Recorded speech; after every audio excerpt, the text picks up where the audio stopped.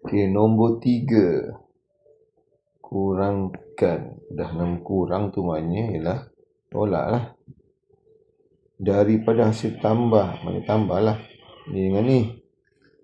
Dapat jawapan tolak dengan yang ini. Dah, selesai.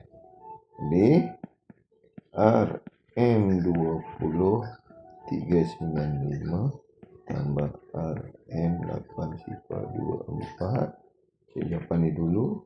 Tolakkan dengan RM1267. Dapatlah markah. Okey, kita buat opsi tambah. 20,395 8,024 28319 28419 28419 tolakkan dengan 1267. Jangan tolak dulu. Ingat, jangan tolak dulu. Kita tukarkan dulu. Okey, 9 dengan 7 settle. 1 tak cukup, 6 3 10. Okey, cukup. 9 buang 7 2.